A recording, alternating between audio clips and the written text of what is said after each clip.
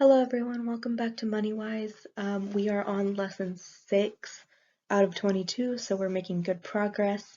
Today we're going to be talking about why credit matters, which is super important in anyone's financial literacy journey, and I'm really excited to talk about it with you today. So let's get right into it. Okay, so let's start off with a simple question. What is credit? Because without that concept, it's really hard to understand credit worthiness and credit scores and all things associated with credit. So to relate it to your personal life, I want to ask you if you've ever loaned money, clothes, maybe your car to a friend, and whether or not you expected to get that item back. Hopefully, if it was something valuable like money or a car or a phone or something, you did get it back.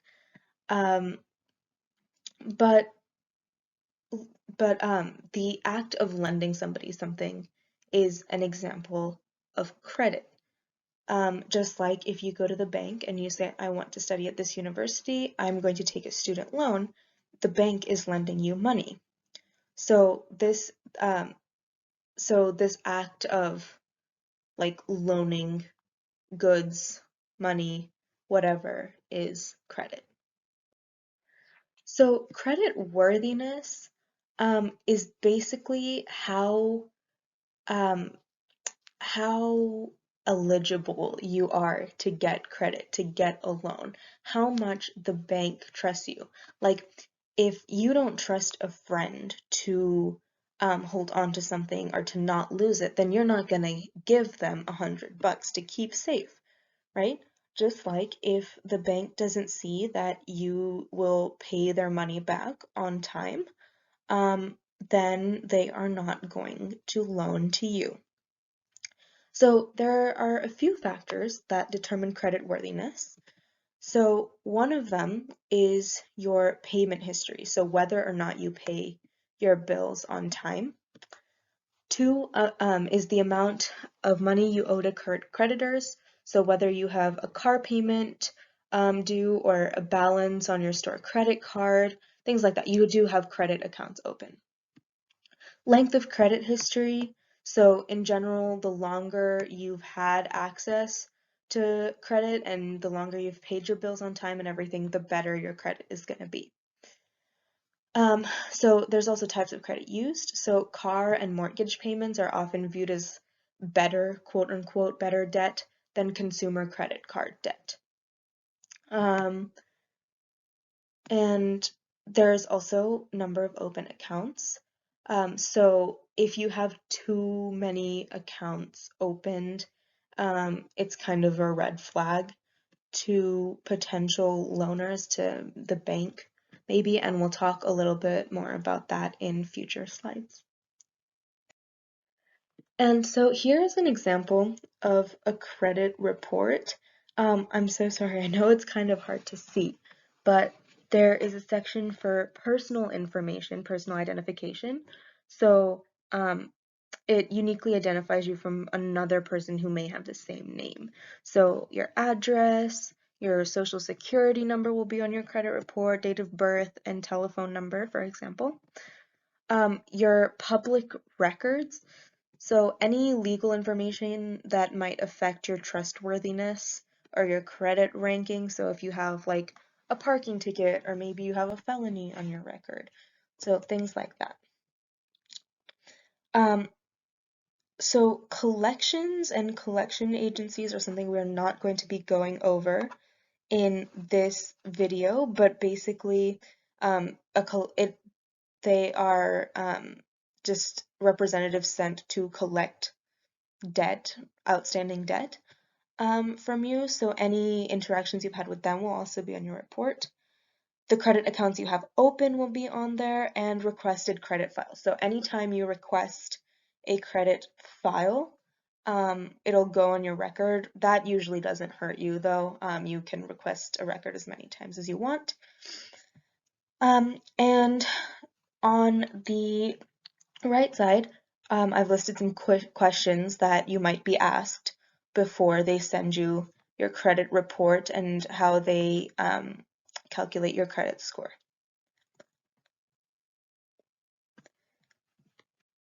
Okay, so now we're going to talk about your actual credit score. So your credit score is going to be a number between 300 and 850. And that's assigned to you by a credit bureau. We'll talk about the three main ones later. But it helps lenders decide how credit worthy you are. The higher the score, the lower the less risky you are. So there's no really specific parameters to what's good, what's great, or whatever, but generally like a 725 and up is excellent. Anywhere between a 650 and a 725 is good. 600 to 650 is okay, and anything below 600 is not amazing. And credit scores really matter because they can affect many important aspects of your life. So you need credit to buy a house, to buy a car, to get a job. You might have lower interest rates on your loans, and your insurance because you have a good credit score. And also it gives you agency. It gives you the option to choose what you want instead of having to take a job because it's the only one that'll give it to you, or having to buy this apartment because that's the only one that's available to you.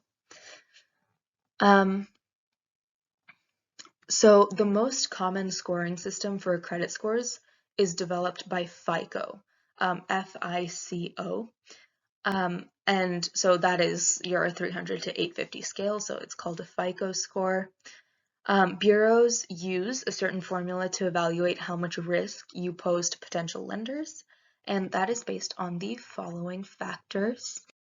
So your credit score is kind of like weighted, I guess, if you want to think about it that way. So 30% of it is what you owe. It's any outstanding debt.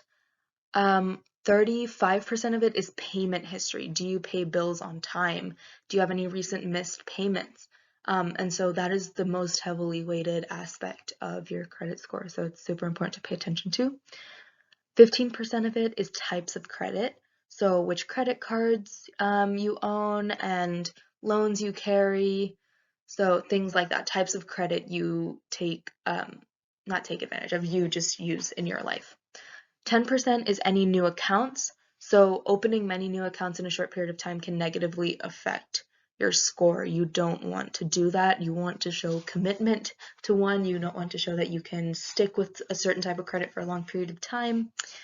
And then another 10% is length of credit history. So how long you've had